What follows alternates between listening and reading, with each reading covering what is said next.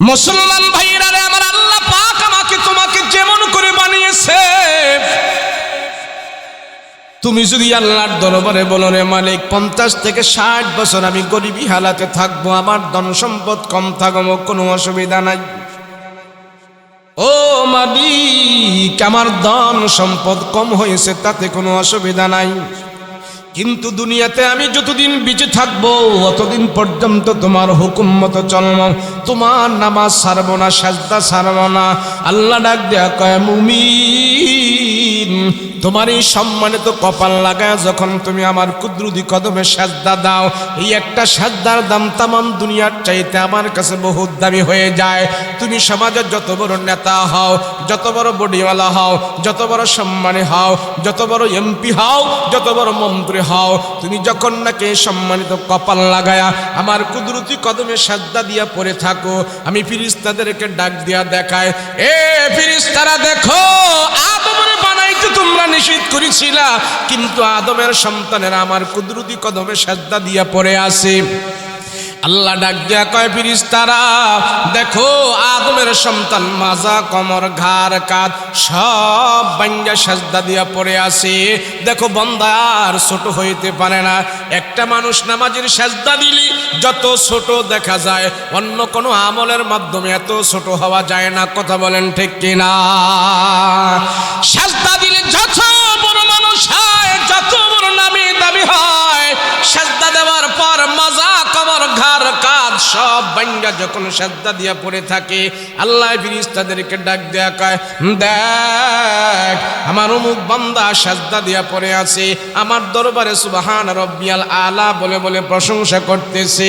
প্রশংসা মানে বান্দা একবারে আমার দরবারে প্যাকেট হয়ে গেছে, সুডু হয়ে গেছে, এর চাইতে আরো ছোট হতে পারে না। ও ফেরেশতারা সাক্ষী থাক, বান্দারে ছোট হওয়াটা আমি আল্লাহ ওয়াদা করেছি। নামাজরত মানুষদেরকে, সাজদা করতে মানুষদেরকে আমি আল্লাহ এমন ছোট হওয়া ডাকে তারে জান্নাতের দরজা খুলিয়া জান্নাতের ভিতরে ঢুকায়া আমি আল্লাহ তারে বড় বানায়া দেব। আল্লাহ কয়, এই আমরা যে নামাজের সাজদা দিই, সাজদা দিলে আপনি তাকায়া দেখবেন, এই মানুষটারে দেখবেন একবারে বইটা ছোট হয়ে গেছে। নামাজের সাজদা দিলে একটা মানুষ যত ছোট হয়, ইয়ার চাইতে আর ছোট হওয়ার কোনো বুদ্ধি নাই। আল্লাহকে দেখো না ফেরেশতারা, বান্দা একবারে আমার কুদরতি কদমে হইরা রয়েছে। সাক্ষী থাক, তোরা সাক্ষী থাক, পিছে থাক, সাক্ষী থাক। মুসলমান ভাইরা রে আমার, সাজদার মালিক হলেন আল্লাহ। আল্লাহকে কপাল আমি আমার নিজের কুদরতি হাত দিয়ে বান্দা তারা বানায়া দিছি। আসসালামু আলাইকুম ওয়া রাহমাতুল্লাহি ওয়া বারাকাতুহু।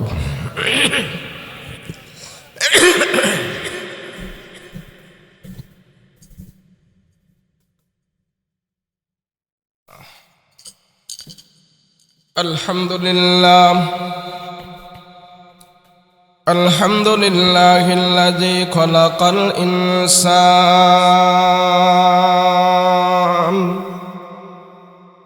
ওয়া আল্লামাহুল বায়ান ওয়া আতানাল ঈমান ওয়া খালাকানাল মুসলিমিনা ওয়াল মুসলিমাত।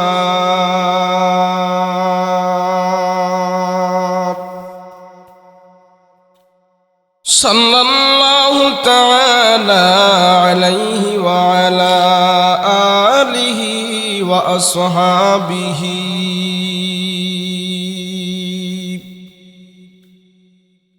ওয়া আজওয়াজিহি ওয়া আহলি বাইতিহি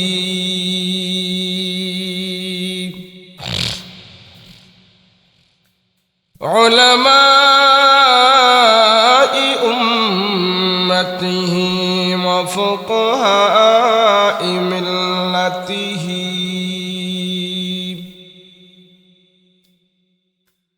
ওয়া নুজাবাই তরিকতিহি আজমাউন।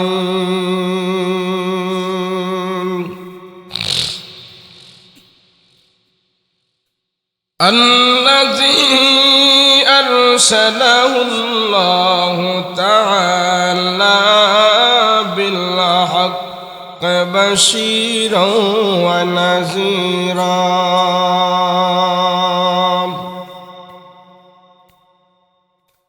وداعيا إلى الله بإذنه وسراجا منيرا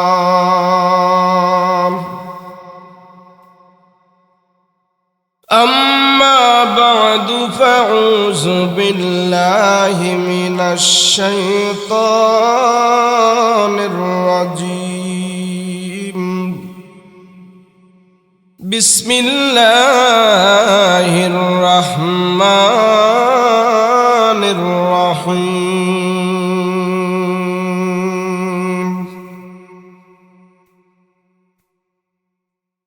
ولقد زرعنا لجهنم كثيرا من الجن والإنس لهم قلوب لا يفقهون بها ولهم أعين لا يبصرون بها ولهم آذان لا يسمعون بها أولئك كالأنعام بل هم أضل أولئك هم الغافلون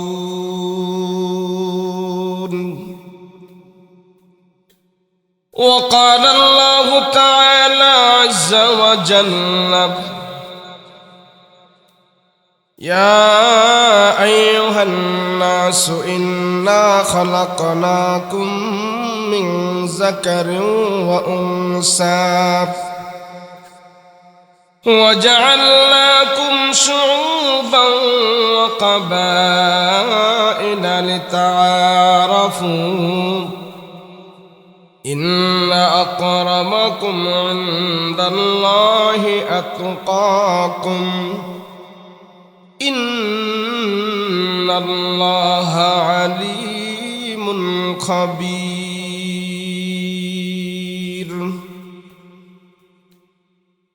قال سيدنا رسول الله صلى الله عليه وسلم الدنيا خلقت لكم وأنتم خلقتم للآخرة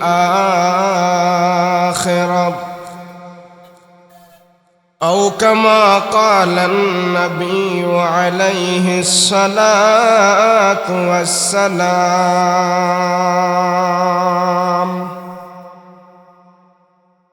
وقال تعالى في شان حبيبه ومحبوبه وما أرسلناك إلا رحمة للعالمين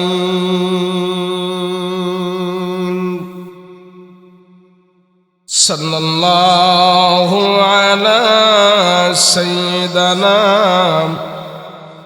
ومولانا محمد وعلى آله وأصحابه أجمعين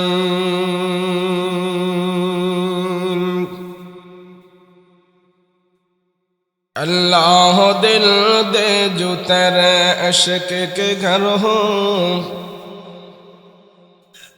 अल्लाह दिल दे जो तेरे इश्क के घर हो दाईम रहमत की तेरे उस पे नजर हो दाईम रहमत की तेरे उस पे नजर हो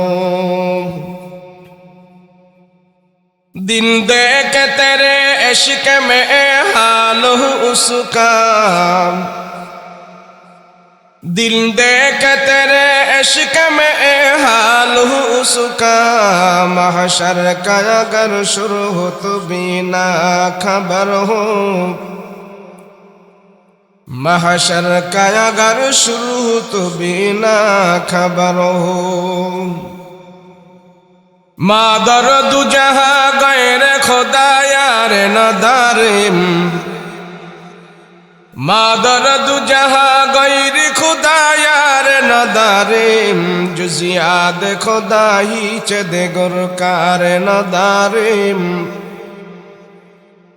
जुजियाद खुदा ही चदे गुरकार नदारिम मायूस नहीं अहले ज़मी अपने खता से तकदीर बदल जाती ही मुझ तर की दुआ से तकदीर बदल जाती ही मुझ तर की दुआ से ला इलाहा ला इलाहा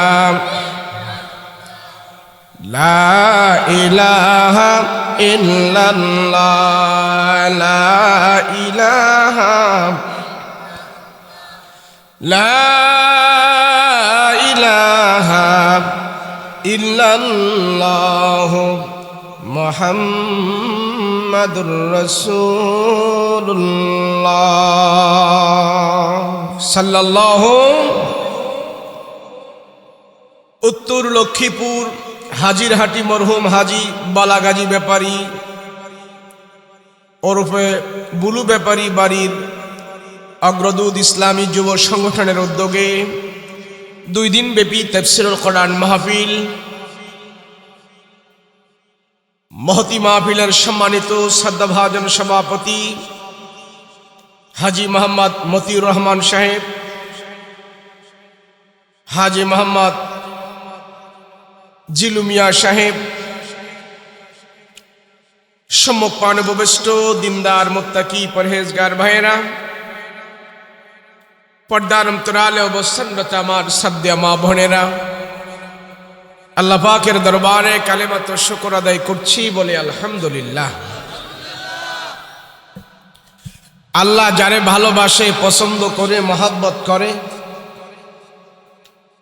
তার উপরে আল্লাহ পাকের রহমতের দৃষ্টি বারবার পড়ে।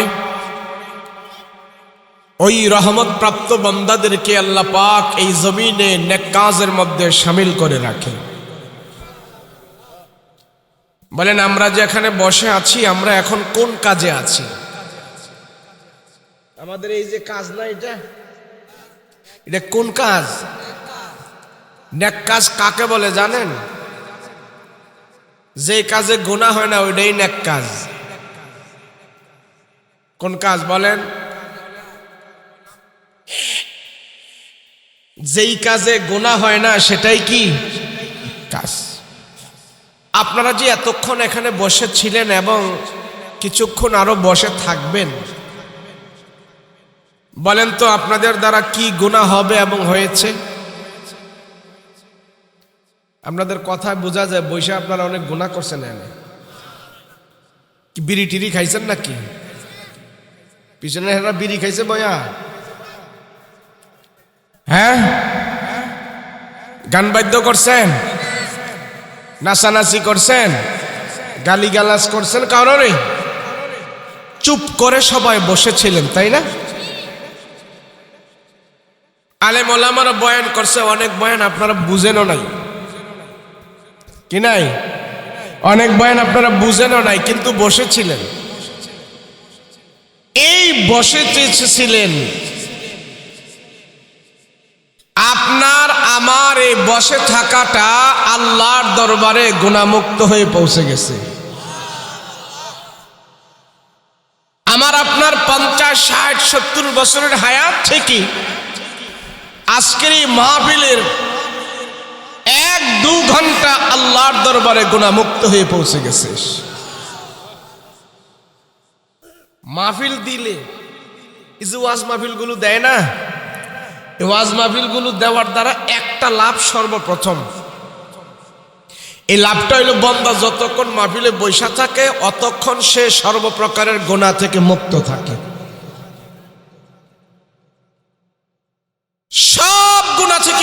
মুক্ত, চোখের গোনা, হাতের গোনা, জমানের গোনা, দিলের গোনা, সব গুণা থেকে আমরা এখন মুক্ত। কথা বলেন ঠিক কিনা?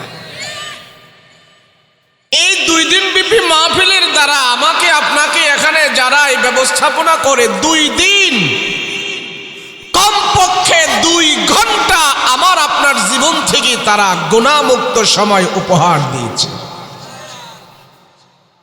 এটাই লাভ, নগদ লাভ। যেটা ওয়াজ করলে, ওয়াজ করাইলে, ওয়াজে টাকা টোকা দিলে, হাদিয়া তোফা দিলে, হুজুররা বয়ান করলে আর আমরা বৈশা শুনলে, সর্বপ্রথম লাভ কি? গুনাহমুক্ত সময় এখানে ব্যয় করা। করছেন তো আপনারা? কথা কয় না, করছেন তো? বর্তমান যুগে যদি কারো দ্বারা আমি আপনি 1-2 ঘন্টা গুনাহমুক্ত সময় ব্যয় করতে পারি, যে আমাকে আপনাকে গুনাহমুক্ত সময় ব্যয় করিয়েছে, সবচেয়ে বড় নেকের কাজ সে করেছে। গুনাহমুক্ত, আল্লাহর নাফরমানি মুক্ত জীবন যাপন করো।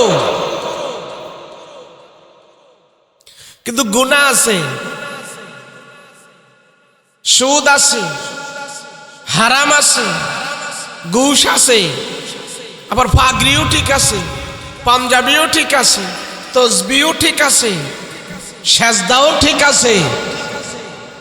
সুদ, ঘুষ, হারাম, ব্যভিচার সব ঠিক রেখে যদি সে সেজদাও ঠিক দেয়, সে সুফি সাবও সাজে, ভালো সাজতে চায়, ওই সুদের কারণে, ঘুষের কারণে, হারামের কারণে তার ইবাদত বন্দেগী কবুল হয় নাই, এটাই প্রমাণ। বুঝতে পারছেন কথা? কয় না, বুঝতে পারছেন? কিন্তু একটা লোক সে শুধু নামাজ পড়েছে, আল্লাহর ফরজিয়াত আদায় করলো, আর তেমন দান খয়রাতও করতে পারে নাই, বেশি কোনো আমলও করতে পারে নাই, কিন্তু আল্লাহর ফরজ ঠিক আছে, শিরিক করে নাই। অল্প আমলেই আল্লাহর পক্ষ থেকে নাজাতের ফয়সালা চলে আসবে। তাই আপনারা যে এখানে বসে আছেন, এই বসাটা যেন আল্লাহ কবুল করে, বলেন আমিন। সবাই জোরে বলেন আমিন। আমাদের এই সমাজ ব্যবস্থা, এই সমাজের অবস্থা, যেইভাবে আমাদের জীবন চলছে, যা আমরা দেখতেছি, যা আমরা শুনতেছি, মাঝে মাঝে আমাদের কাছে এমনও খবর আসে, আপনাদের কাছে এমনও খবর যায়, আইয়ামে জাহেলিয়াতের যুগের অবস্থাটার দিকে যদি আমরা লক্ষ্য করি, আজ থেকে 1500 বছর আগে, আমার রসুল নবুয়তি পাওয়ার আগে মক্কার মানুষদের, জাহালদের যে অবস্থা ছিল, বর্তমান এই সমাজেও, এই সমাজের মানুষের কিছু কর্মকাণ্ড, মানুষের চলাফেরা এমন নিকৃষ্ট, এমন অসভ্য, ওই জাহেলিয়াতের যুগকেও হার মানায় বর্তমান যুগের মানুষের কিছু কিছু কর্মকাণ্ড। আছে না? না নাই? জাহেলিয়াতের যুগের উদাহরণ আমরা কেন দিই? জাহেলিয়াতের যুগটাকে আমরা এত খারাপ কেন মনে করি? কারণ হইল, ওই জাহেলিয়াতের যুগের মানুষের কাছে আল্লাহর পরিচয় ছিল না, জান্নাতের পরিচয় ছিল না, আসমানি গ্রন্থ তাদেরকে বুঝানোর কোনো লোক ছিল না। ঈসা নবী থেকে নিয়ে আমাদের নবী পর্যন্ত 600 বছরের একটা গ্যাপ ছিল। এই গ্যাপটার ভিতরে 600 বছরের ভিতরে নবী রাসূল দুনিয়াতে আসে নাই, আসমানি কোনো গ্রন্থ আসে নাই, মাদ্রাসা ছিল না, হুজুর ছিল না, মাওলানা ছিল না, বক্তা ছিল না, খতিব ছিল না। মানুষদেরকে সিরাতাল মুস্তাকিমের পথ দেখার কোনো লোক ছিল না। না থাকার ফলে সেই মানুষগুলোর চরিত্র ভালো ছিল না, খারাপ হয়ে গিয়েছিল। আচ্ছা বলেন, আজকে যদি এখানে মাহফিল না হইতো, তাহলে ফুলাফাইন আনন্দ করার লাগা, বাড়ি ঘরের মানুষ আনন্দ করার লাগা মাহফিল ছাড়া আর কি দিত? ওই তো গান দিত, না যাত্রা দিত, না নাটক দিত, একটা অনুষ্ঠান বাৎসরিকভাবে দিয়া তারা আনন্দ করত। কথা বলেন ঠিক কিনা? ওই জাহেলিয়াতের যুগেও মাহফিল নাই, কোরআন নাই, নবী নাই, রসুল নাই, না থাকার ফলে একটা কিছু তো করতে হবে। হেরা এখন কোরআনের বুঝ, সঠিক বুঝ না ভাইয়া যে যেটা বলছে হেডারি পূজা করা শুরু করছে, হেডারি হেরা খোদা মানা শুরু করছে। এমনভাবে নিজের মতে চলতে চলতে হেরা খানায় কাবার ভিতরে উলঙ্গ হয়ে তোয়াফ করাটারে সওয়াব মনে করছে। আর যারা হাজী সাহেব বিদেশে গেছেন, মক্কায় যারা গেছেন আল্লাহ নিচে, এরা তো দেখছেন চতুর্দিকে যে কাবা ঘরের চতুর্দিকে যে স্থানটা আছে যেটা তোয়াফ করে, এটা কয় মাতাফ। এই মাতাফের জায়গাতে মক্কার কাফেররা 360টা মূর্তি এখানে স্থাপন করেছে, জায়গায় জায়গায় বসাইছে সোয়াবের নিয়তে। 360টা মূর্তি বসায় তারা ক্ষান্ত হয় নাই। 360টা মূর্তিকে তারা 360টা খোদায় রূপান্তরিত করছে। বৃষ্টির জন্য এক খোদা, ভাগ্যের জন্য আরেক খোদা, ফসলের জন্য আরেক খোদা, শিক্ষার জন্য এক খোদা, ব্যবসার জন্য এক খোদা। এমন খোদা বানাইতে বানাইতে 360টাই নিয়ে ঠেকাইছে। কয়টা খোদা? কয়টা? এক খোদার পরিচয় তাদের কাছে ধৈর্য তোলার লোক ছিল না, না থাকার বলে হেরা খোদা বানাইতে বানাইতে কয়টা? 360। কোরআনের জ্ঞান না থাকলে যা হয়, এই সমাজে যদি আলেম না থাকতো, মাদ্রাসা না থাকতো, কোরআনের জ্ঞান দেওয়ার লোক না থাকতো, আপনারা ওই গান বাদ্য নাচানাচি ওইটারই সওয়াব মনে করে করতেন। পাবলিক তো হুজুকে পাবলিক, আবার হইছি আমরা যাতে বাঙালি। কথা কোন ঠিক না? সুরছে তো সুরছে, যাচাই নাই বাছাই নাই, হ্যাঁ গেছে আমিও যাবো, হেঁটে গেছে আমিও যাবো, এই যে গেছে একটার পিছনে একটা সুরছে, পিছনে তাকানোর সময় নাই।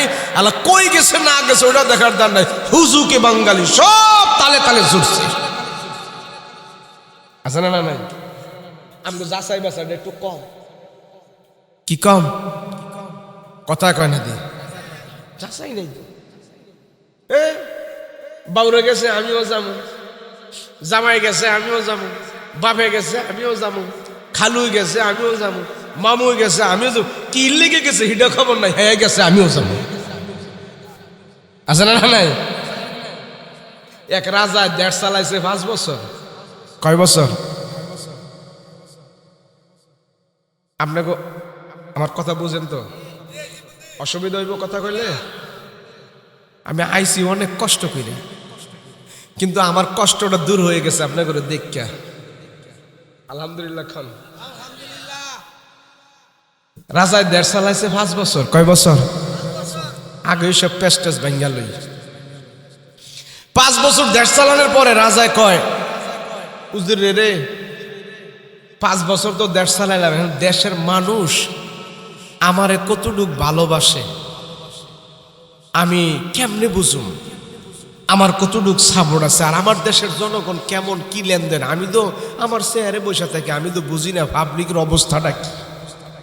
তো হুজুরে কয়, স্যার আমাকে এই দেশের অবস্থা হইলো এটির কোনো যাচাই নাই বাছাই নাই, এটি হুজুকে বাঙালি। কিসে বাঙালি? হুজুক। যাচাই নাই বাছাই নাই, এদের সুরছে তো সুরছে, এটা হুজুকের দেশ। কদত বেটা তুই কি কস? 5 বছরের রাত দেশ চালাইলাম, এত ভালো করে চালাইছি, তুই এখন কস হুজুক। আচ্ছা আমার সমর্থন কেমন আছে? এটাও হুজুক। সুযোগ পেলে আপনারা ভালোবাসবো, নাইলে ভালোবাসবো না। আপনার এই রাজ্যের, আমাদের রাজ্যের মানুষের কোনো যাচাই নাই বাছাই নাই। তুই কস কি? কার যা কইছি পরীক্ষিত কইরে, আমি পরীক্ষা করেই কইছি এদেশের মানুষের যাচাই নাই। একটা যে দিকে যায় সব দিকে যায়, দলে দলে ছুটছে, কোনো যাচাই নাই বাছাই নাই, হুজুকের মানে সব দৌড়ায়। আচ্ছা তুই যে আমার দেশের মানুষগণে এই যে অপবাদ দিলে হুজুকে বাঙালি, এদের যাচাই নাই বাছাই নাই, তুই প্রমাণ দেখাইতে পারবি? যদি প্রমাণ না দেখাইতে পারস, তোরে কিন্তু সাইজ করে ফেলা হবে। তোর পদও থাকবো না, চাকরিও থাকবো না, এর বিনিময়ে তুই পানিশমেন্ট খাবি। তুই যে বলছস আমার দেশের নাগরিক সব হুজুকে চলে, প্রমাণ দেখা। স্যার প্রমাণ দেখাইতে হলে 2000 টাকা লাগবো আর 1 সপ্তাহ সময় লাগবো। ঠিক আছে, তোর 1 সপ্তাহ সময়ও দিলাম, 2000 টাকাও দিলাম। উজির ড্রাইভার আছে একটু চালাক টাইপের, বেশিরভাগ উজিরা তো চালাক হয়ে থাকে, কথা কোন ঠিক না? দেখেন না নেতা পিছনে যে ডাইনে বামে ঘুরে, নেতার চেয়ে আরো বড় হয়ে পাওয়ার দেখায়, জানে না? এখন উজিরে কই আমার 2000 টাকা দেন আর 1 সপ্তাহ সময় দেন। এই দেশের মানুষ যেন হুজুকে চলে, এই দেশের মানুষ যেন গরুর মতন ভেড়ার পালের মতন একটার পিছে একটা দৌড়ায়, কোনো যাচাই নাই বাছাই নাই, এটা আমি প্রমাণ করবো। তো উজিরে তারে 2000 টাকা দিছে আর তারে 1 সপ্তাহ সময় দিচ্ছে। দয়া করছে কি বাইনার দোকানতে যায়া, স্বর্ণকারের দোকানতে যায়া একটা জুতা বানাইছে 2000 টাকা দিয়া। 2000 টাকা দিয়া যে জুতাটা বানাইছে, এই জুতাটার উপর দিয়া গোল কালার করছে, দেখতে পুরো স্বর্ণের জুতার মতো দেখা যায়। এখন শুক্রবারে নামাজ পড়তে গেছে, সবাই নামাজ পড়তে মসজিদে গেছে, এই উজির বাটপারে সবার পিছনে গেছে। যায় সেরা একদম মুসল্লিরা বের হইলেই যেন চোখটা নজরে পড়ে, তো মসজিদের গেটের মধ্যেই হ্যাঁ ওই জুতাটা রাখছে, স্বর্ণের জুতাটা কি রাখছে, এখানে রাখছে। রাখার পরে মসজিদে তো মুসল্লিরা বের হয়েছে, দেখতেছে উমা এত সুন্দর জুতা, এখানে এত জুতা এমন সুন্দর আমরা তো কোনোদিন দেখি নাই। তো সবাই জুতা নিয়ে গবেষণা করতেছে, এত সুন্দর জুতা, এত সুন্দর জুতা। উজির উঠে এই সাবধান, চলো। কি হয়েছে? বুঝো না এটা কিসের জুতা? এই জুতাকে মানুষে পায় দেয়? কয়টা কামগো মসজিদে ফিরিস্তা ঢুকছে, ফিরিস্তার জুতা এটা, সাবধান। ফিরিস্তার জুতা এটা, ফিরিস্তা ঢুকছে আমগো মসজিদে, সাবধান সব। সবাই রে সরাই টরাইয়া হ্যাঁ তো এমন একটা ভাব লইছে, মানুষকে হাই হাই আমাকে মসজিদে ফিরিস্তা ঢুকছে, হাই কেন ফিরিস্তার জুতা এটা। এখন উজিরে কয় সব দূরে যা, সব দূরে যা। এই জুতাটা রেহাই করছে কি সুন্দর করে প্যাকেটিং করে বইটা রাখছে, ওটা বরখতি জুতা। কি জুতা এটা? বরখতি জুতা, ফিরিস্তার জুতা। জীবনে কেউ দেখে নাই, আমগো মসজিদে ফিরিস্তার জুতা আইছে, ফিরিস্তা আইছে আমগো মসজিদে। এটারে অনেক কদর করতে হইব, অনেক যত্ন করতে হইব। এখন যত্ন কদর করতে করতে হ্যাঁ বাটপারি করে সালাকি করে এলান করে দিছে, এই ফিরিস্তার জুতা দোয়া ফানি যে যে নিয়তে খাইব আল্লাহ হ্যার সেই নিয়ত ভালা করে দিবে। যখন এই এলান করে দিছে, এই এলান করে দিছে, এখন তো মানুষ দলে দলে আইতেছে এই জুতা দোয়া পানি খাবার লাগিয়া। বিশাল বড় লাইন। বাটপারে দেখতেছে যে কাম হইয়া যাইতেছে, আমার উদ্দেশ্য তো আমি হাসিল করতে হইব। পুরা রাজ্যের মধ্যে এলান হয়ে গেল, ফিরিস্তার জুতা পাওয়া গেছে।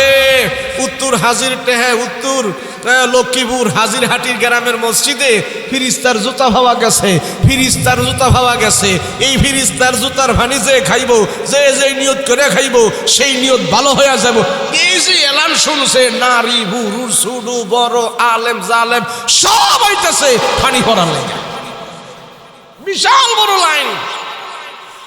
এই খবর রাজার কানেও গেছে। কার কানে? রাজার কানে। রাজায় যখন শুনছে এই জুতা দোয়া পানি ভরা যে যে নিতে খাইব এটা কামব, রাজা কই এটাই তো আমার দরকার, আমি আরো 5 বছর ক্ষমতায় থাকবো, এই পানি আমার খাইতে। রাজার দল বল নিয়া সব নিয়া আসছে। উজিরও তো খালি খবর রাখছে কখন আমার রাজায় আইব, আমি এটাই তো চাই। উজির এইবার বৈশা রইছে আর পানি পড়া সবাই দিতেছে, খাইতেছে, যে জিনত করে খাইতেছে, খাইতেছে, খা যাইতেছে, যা। বিশাল বড় লাইন। আর দালাল টালাল কিছু লাগাই রাখছে, সাবধান সিরিয়াল মতো আসতে হবে, বে সিরিয়ালে আওয়া যাবে। রাজা হোক, এমপি হোক, মন্ত্রী হোক, নামি হোক, সব যে আসবে শৃঙ্খলা বজায় আসতে হবে, লাইন ধরে আসতে হবে। বিশাল বড় লাইন। এবার উজিরে তাকায় দেখে একদম লাশ মাথায় আমাকে রাজায়ও খারিছি। কে খারিছে? রাজা আসতেছে আসতেছে, সবাই তো বুঝেন না, একটু কাতর সরে খুব ভদ্র হয়ে আসতেছে। এই ভানি ভরা যেই নিয়তি খায় সেই নিয়তি পুরা হয়। রাজায় কয় আমি খামু, আরো 10 বছর যেন ক্ষমতায় থাকতে পারি, এই নিয়তে খামু। এবার আসতেছে, খাইতেছে খাইতেছে। রাজায় যখন আইছে, জুতা দিয়া যখন পানি দিছে, রাজায় যখন পানি খাওয়া শুরু করছে, উজিরে হাতে ধরছে, স্যার। কয় কি তুই দিয়া ন? কয় হ। আপনি আই পড়ছেন? কারে আমি, আমার রাজ্যের পুরো খবর হয়ে গেছে এই ফিরিস্তার জুতা দোয়া ফানি, এটা খাইলি যে যে নিয়ত করে খাইটা নাকি ভালো হয়, তো এটা তো আমারও দরকার। কয় জুতা কয়টা আনো? আমি জানি কয়টা। কয় স্যার জুতা দো একটা। ফিরিস্তার জুতা একটা, আরেকটা বিশ্রে ভাই নাই। কত বেটা রাখ, আরেকটা নাতে নাতে। কয় ফিরিস্তা কি এক ঠ্যাঙ্গলা? আপনি একটু যাচাই করে এলেন না ফিরিস্তার কয় ঠ্যাং আর কয় জুতা? এনে তো আমরা একটা না খুঁজা পাইছি। কারণ তোর এটি রাখ আগে। স্যার আরেকটা জুতো কো? খালি একটা না দেখতেছি। ফিরিস্তা কি এক পাওয়ালা, আরেকটা কি ন্যাংরা নাকি ফিরিস্তা? কইতে আমি বুঝি না, আগে পানি দিয়ে আমারে, পানি দিয়ে আমারে, পানি খাই। আমার নিয়ত করে আইছি আরো যেন 10 বছর ক্ষমতায় থাকতে পারি, পানি খাবা। স্যার এর লেগে তো আমি কইছিলাম আপনারে, আপনার দেশের সব জনগণ হচ্ছে হুজুকে তালে তালে চলে, একটা যেদিকে যায় সব লিডার পিছে পিছে যাইতে থাকে, সেই তালের মধ্যে স্যার আপনিও আইসা পড়ছেন। আপনার ভিতরেও যাচাই নাই, আপনার দেশের মানুষের ভিতরে কোনো যাচাই নাই। কথা বলেন ঠিক কিনা?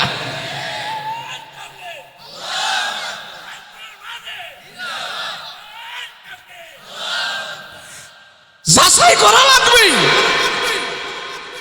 কি করবেন? এখন তো রাজায় হাস্যা দিছে, কই এই 2000 টাকা আপনার সাথে, আপনার কাছ থেকে আমি এডার লাগিয়ে আনছিলাম। এই 2000 টাকাই না জুতা বানাইছি, এই জুতা দোয়াই আপনার ভানি খাওয়াইছি। আমাদেরও চলছে এরকম। ছোট্ট একটা জিন্দেগি আমাদের 50 থেকে 60 70 150 বছরের মানুষ আছে লেখা লেখে। কথা বলেন আছে 150 বছর কার? 100 বছরের নাই। আমি 2 বছর ধরে খুঁজছি 150 বছরের। গত বছর ভাব না যায় একবারে ভাইলাম 105 বছর। তাহলে বুঝা গেল আমাদের হায়াতের লিমিট। 150 বছরের একটা মানুষ নাই, 100 বছরের একটা মানুষ নাই। 60 বছর পরে যারা বাচ্চা রয়েছে, এরা তো বুনাস বাচ্চা রয়েছে, দুনিয়ার মজা কোনো বুঝে? এই কথা কন না, মজা বুঝে? কোন রকম বাচ্চা না রয়েছে, দাঁত টাত নাই, বেড়ায় কে আম খানা, জাম্বুরা খানা, মাড়ি খানা, চাডি খানা, বাড়ি খা, জিব্রাতে স্বাদও নাই, হুদা বাচ্চা রয়েছে। ও মানুষ, তুমি হুশ হও। সব হুজুকি বাঙালি হয়ে চলো না, তালে তালে চলো না, বাছাই করো, যাচাই করো, কোনটা শরীয়ত, কোনটা মারফত, কোনটা হক, কোনটা হালাল, একটু বাচ্চা খাও। কথা বলেন, বাচ্চা খাইবেন না হাবডা খাইবেন না লাডা খাইবেন? এক মেম্বারে কয়, হুজুর এতদিন তো মারেফত করছি, মারেফতের লাইনে চলছি হুজুর, এখন নিয়ত করছি শরীয়তের মধ্যে চলমু, তো বাজারতে 2 কেজি মুরগা আনছি হুজুর, এখন শরীয়ত কেমনে চলমু, শরীয়ত অনুযায়ী 2 কেজি মুরগা আমি কেমনে খামু, আজকাল তুই শরীয়ত শুরু করমু, কন শরীয়ত কেমনে খামু, শরীয়ত অনুযায়ী 2 কেজি মুরগা আমি কেমনে খামু কন। তো হুজুরে বাড়িতে নিয়া এই 2 কেজি মুরগা থেকে আধা কেজি ফালাই দিবেন আর 1.5 কেজি খাইবেন। মেম্বার কই আর লাগে তো হুজুর করে দেখতারি না, টাকাটা কিনে আনছি 2 কেজি, হারাম কোন আমনে আধা কেজি ফালায়, আরে 1.5 কেজি খাইতাম। কোন কথা হইল, টাকাটা 2 কেজি আইনা আমি 1.5 কেজি খামু, কে 2 কেজি পুরা খামু। আচ্ছা কোন মুরগা জব করলে ফাখনা, ফসম, ভিতরের ময়লা সয়লা এগুলি ফালাইলে কি আধা কেজি কমতো না? তো হুজুর এইটাই কইছি, বাচ্চা খাও। কেমনে খাও? বাচ্চা খাও, অর্ধেক ফালাও। আল্লাহ কইছে বাইসা বাইসা চলো, শরীয়ত অনুযায়ী চলো, মারফত এমনি আইব। কথা কোন ঠিক কিনা? মুসলমান ভাইরা রে আমার, আল্লাহ প্রিয় বান্দা হতে গেলে আমার ডিগ্রি লাগে না, আমার এত নামি লাগে না, আমার এত বংশ লাগে না। আল্লাহর কাছে যদি পছন্দের হতে হয় এত নাম বংশ যশ খ্যাতি এত বড় মাওলানা হতে হবে এমন কোনো গ্যারান্টি নাই। আল্লাহ ডাক দেয়া কয় মানুষ, এই পৃথিবীতে আমি আল্লাহ তাআলা 3টা কালো মানুষ বানিয়েছিলাম। কয়জন? জোরে কান। পৃথিবীতে 3জন কালো মানুষ ছিল, বৎসরও 3জন মানুষ ছিল। এই 3টা মানুষকে দুনিয়ার সব মানুষের কাছে যদি তাদেরকে দাঁড় করায় দিত, এদের চাইতে বৎসরত এবং নিকৃষ্ট মানুষ দুনিয়াতে পাওয়া যেত না। 1 নম্বরে হলেন লোকমানে হাকিম, 2 নম্বরে হলেন হযরত বেলাল, 3 নম্বরে হলেন নবীর আরেক সাহাবী উম্মে মাহাজা। এই 3টা মানুষ পৃথিবীতে বৎসরত ছিল, কালো ছিল। ইতিহাস বেত্তারা লিখেছেন তারা এত কালো ছিল, তাদের নাম ছিল না, বংশ ছিল না, মর্যাদা ছিল না, ডিগ্রি ছিল না, তাদের শিক্ষাও ছিল না, অর্থ সম্পদও ছিল না, বাড়িঘর তাদের ছিল না। দুনিয়াতে সব একবারে দুর্বল ছিল, কোনো দিক দিয়ে তারা পরিপূর্ণ ছিল না। যদিও তারা ছিল কালো, আল্লাহর কাছে তারা ছিল অনেক অনেক ভালো। এমন কয়জন? কথা কন না, কয়জন? ইতিহাস বেত্তরে লেগেছে পৃথিবীতে 3টা মানুষ ছিল কালা। কয়টা? এখন কয়টা? মন্ডাই খেল। আবার পৃথিবীতে 3জন মানুষ ছিল সবচেয়ে বেশি সুন্দর। কয়জন? 3জন হলো সুন্দর আর 3জন হলো কালা।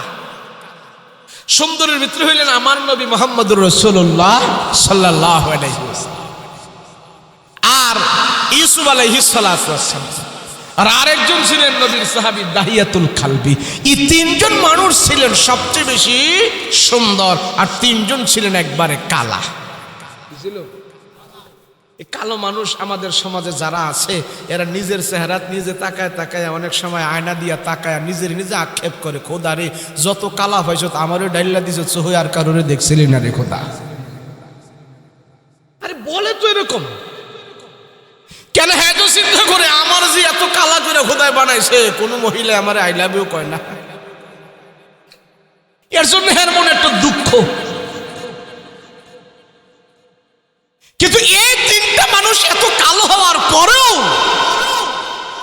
এদের মনে কোনো দুঃখ ছিল না। তারা জেনেছে আল্লাহ আমি তো কালো হই নাই, তুমি আমারে কালো করে বানাইছো, তুমি আমার পছন্দ করে বানাইছো, তোমার পছন্দের ভিতরে আমি হস্তক্ষেপ করব কেন?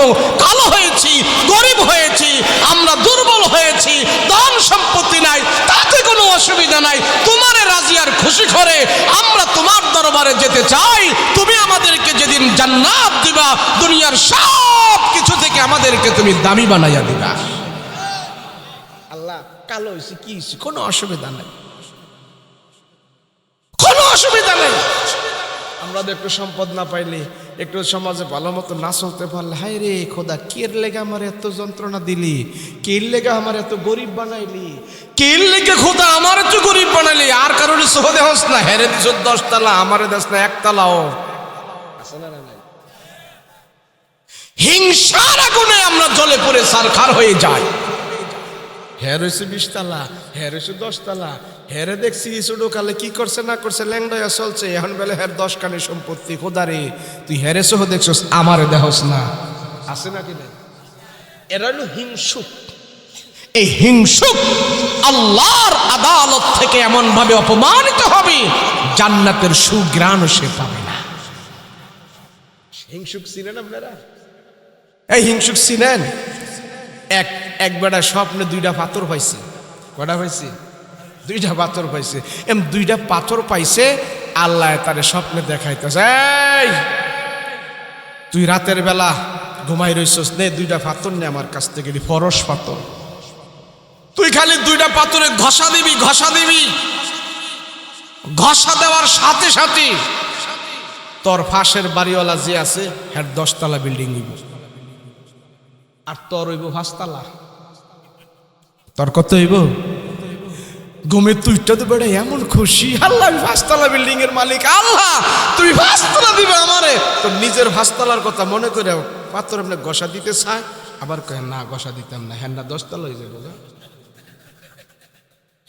এখন হের 5 তলার কথা মনে করে হ্যাঁ গসা দিতেছে, আবার না হের 10 তলা হইব না, গসা দিতাম না।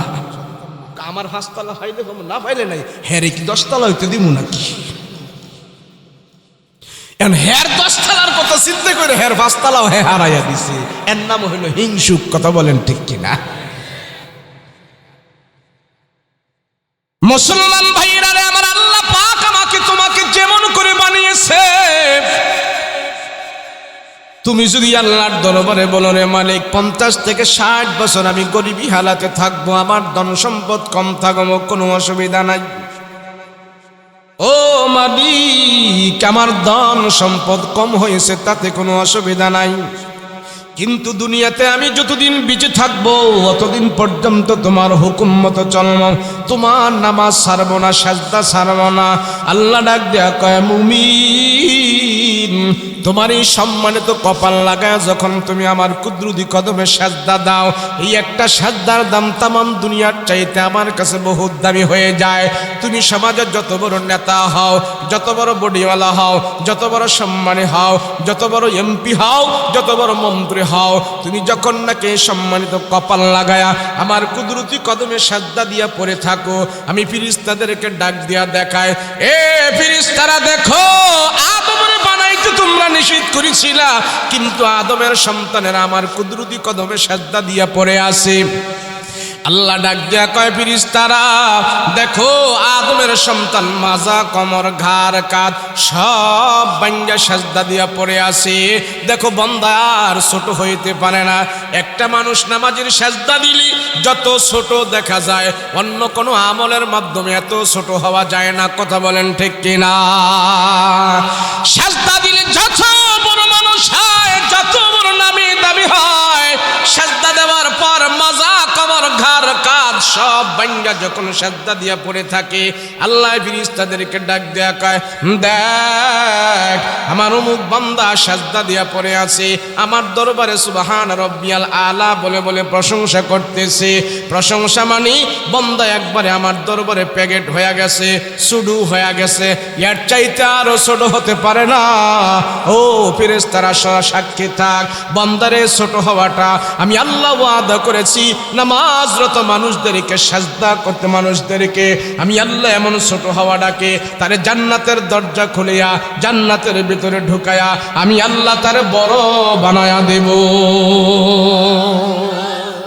আল্লাহ কয়, এই আমরা যে নামাজের সাজদা দিই, সাজদা দিলে আপনি তাকায়া দেখবেন এই মানুষটারে দেখবেন একবারে বইটা ছোট হয়ে গেছে।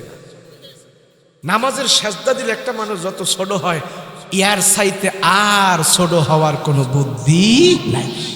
আল্লাহকে দেখো না ফেরেশতারা, বান্দা একবারে আমার কুদরতি কদমে হইরা রয়েছে। সাক্ষী থাক, তোরা সাক্ষী থাক, সাক্ষী থাক। মুসলমান ভাইরা রে আমার, সাজদার মালিক হলেন আল্লাহ। আল্লাহকে এই কপাল আমি আমার নিজের কুদরতি হাত দিয়ে বান্দা তারা বানায়া দিছি।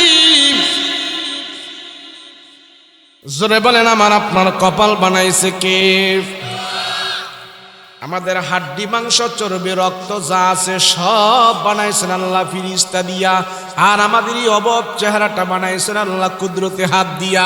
এই জন্য তামাম পৃথিবীতে যত মানুষ আল্লাহ বানিয়েছে, কোনো মানুষের চেহারা কোনো মানুষের সাথে মিলে না। আমেরিকার মানুষের সাথে আমাদের চেহারার মিল নাই, ওই যে মালয়েশিয়ান, ইন্দোনেশিয়ান মানুষের সাথে আমাদের চেহারার কোনো মিল নাই। গারো, চাকমা, খই, টইটুম্বা, সাঁওতাল, মগ, পাহাড়ি যা আছে তাদের চেহারার সাথে আমাদের চেহারার কোনো মিল নাই। আল্লাহ ডাক দেয়া বলে, মানুষ তোমাদের চেহারাটা আমি আল্লাহ আমার কুদরতে হাত দিয়া বানাইলাম, তোমাদের এই সম্মানিত কপালটা আমার কুদরতে হাত দিয়ে আমি আল্লাহ বানাইলাম। সেই জন্য দুনিয়াতে যাওয়ার পর তোমাদের এই সম্মানিত কপালটা আমার কুদরতে কদমে লাগায়া তোমরা আমার ডাক দেবা। একটা সাজদার দাম তামাম পৃথিবীর চাইতে আরো বেশি দামি হয়ে যাবে। সাজদার মালিক কে? বলেন না, মালিক কে? অনেক ভাই আমার, অনেক বোন, তারা জানে না, তারা পর্যাপ্ত পরিমাণ জ্ঞান না থাকার কারণে, মূর্খতার কারণে তারা পীরের পায়ে সাজদা দেয়, তারা মাজারে সাজদা দেয়, তারা গাছের মধ্যে সাজদা দেয়, মাছ পূজা করে, ভূত পূজা করে, মূর্তি পূজা করে। এগুলির দ্বারা আমাদের ঈমান চলে যায়, মুশরিক হয়ে যায়। আরে রসুলকে তো আল্লাহ পাঠাইছেই দুনিয়াতে সব কিছু থেকে সাজদা দূর করে আল্লাহর যেন মানুষ সাজদা দেয়, এই কথাটা বলার জন্যই তো আমার রসুলকে আল্লাহ দুনিয়াতে পাঠাইছে। কথা বলেন ঠিক কিনা? আগের দিনের বড় এক বাদশাহ, জালিম বাদশাহ, দেশ চালাইল সুনামের সহিত, দেশ চালাইল বিশাল বড় বাদশাহ, বনি ইসরাইলের জামানার বড় এক বাদশাহ।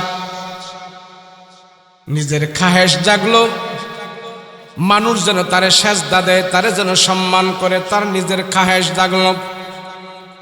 এই বাদশাহ নিজে বিশাল বড় একটা মূর্তি টানাইছে, মূর্তি টানায়া রাস্তার মধ্যে সে বসায়া রাখছে।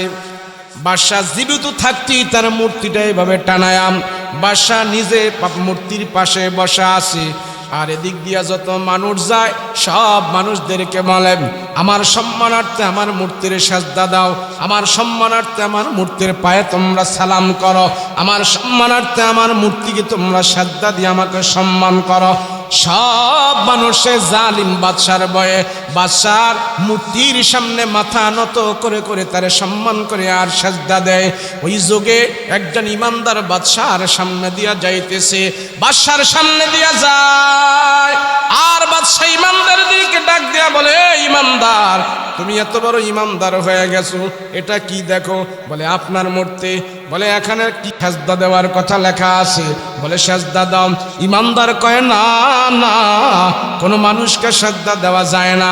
বাদশা কয় সেটা মানুষ না, সেটা আমি, আমার সম্মানার্থে তুমি সাজদা দাও। ইমানদার কয় সাজদা দিলে ইমান চলে যায়, বেঈমান হয়ে যায়, আপনার সাজদা দিয়ে আমি বেঈমান হতে পারবো না, আমি বেঈমান হব না। এবার বাদশা বলে, যদি তুমি সাজদা না দাও আমার সম্মানার্থে তুমি একটু দান খয়রাত করে যাও, তারপরে আমি বুঝতে পারবো তুমি আমারে সম্মান করো, তুমি আমারে সম্মান দেখাইলা। ওই ইমানদার ডাক দেয়া কয়, বাদশা জানাব, যদি আপনার মূর্তিকে আমি কিছু দান খয়রাত করে সেটার দ্বারাও শিরিক হয়ে যাবে, সেটার দ্বারাও শিরিক হয়ে যাবে, আমি এটাও করতে রাজি না। এবার বাদশা কয়, যদি তুমি আমার মূর্তির আমার সম্মানে কিছু দান খয়রাত নাও করো, তারপরে দেখো আমার মূর্তির মাথার উপরে কিছু মশা মাছি বসা আছে, আমার সম্মানার্থে কিছু মশা মাছি হলেও তুমি মেরে যাও। কয় না না, আমি এতটুক শিরিকও করতে পারি না। মূর্তি আপনার সম্মানার্থে যদি আমি মূর্তির মশা মাছিও মারি, আমি যদি সাজদা করে, আমি যদি দান খয়রাত করে, মূর্তির নামে যদি দান খয়রাত করে সাজদা করি, মশা মাছিও মারে, সেগুলিও শিরিক হয়ে যাবে, আল্লাহর সাথে শরীক হয়ে যাবে, আমি এতটুক গুনাহ করতে পারবো না। এই কথা বলার পর জালিম বাদশাহ খাপ থেকে তরবারি বের করেছে, তুই কত বড় ইমানদার, তোর এখন আমি দেখব, আমার এই তরবারি দিয়া তোর কল্লাটা আমি উড়াইয়া দেব, তুই এখন আমাকে সাজদা কর, আমার মূর্তির নামে সম্মান কর। ওই ইমানদার বাদশার তরবারির ভয়ে বাদশাকে সাজদা করেছে, ইমানদারকে বাদশা নিরাপদে পার করে দিয়েছে। যা, তুই এতটুকু সম্মান করছ, তোরে দিয়া দিলাম, আর তোর উপরে কোনো আমার আক্রমণ না, একশ নাই, তুই চলে যা। কিছুক্ষণ পর আর একজন ইমানদার,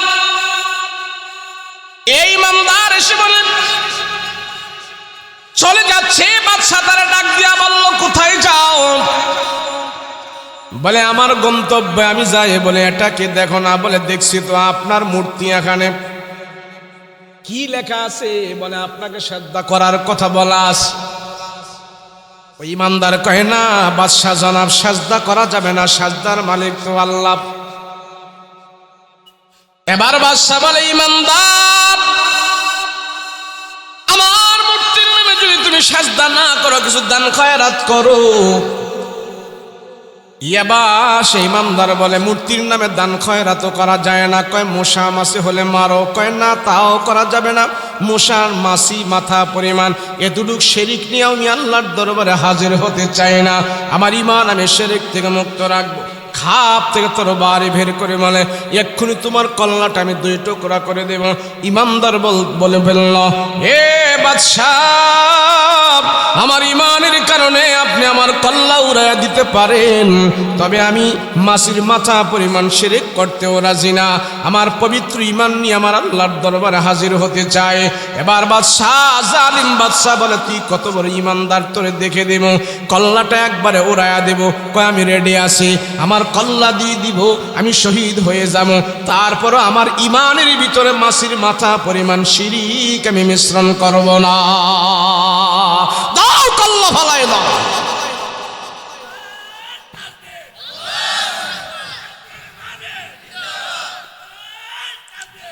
জালিম বাদশা তরবারি নিয়ে আসি ইমানদারের কল্লাটা ফালা দিল।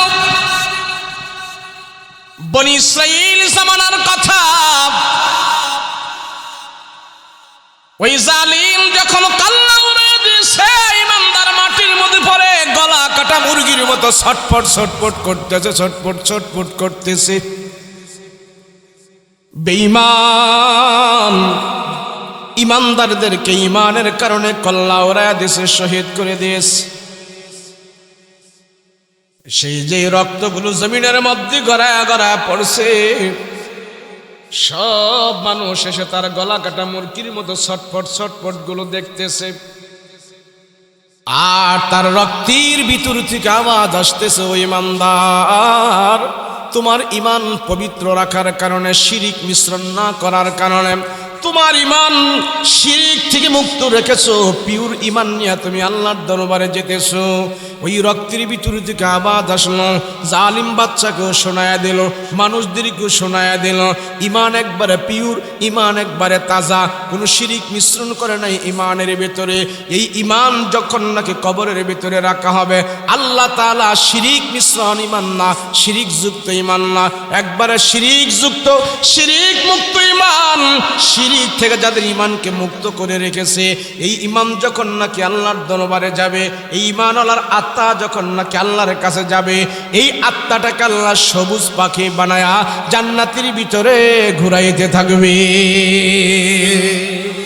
আওয়াজ শোনায় দিস মুসলমান ভাইরা, আমার হুজুরকে দৌড় দেওয়া যাবে না, একজনে গেলে আরেকজনে যাওয়া যাবে না। আমার ইমান আমার কাছে বড় দামি।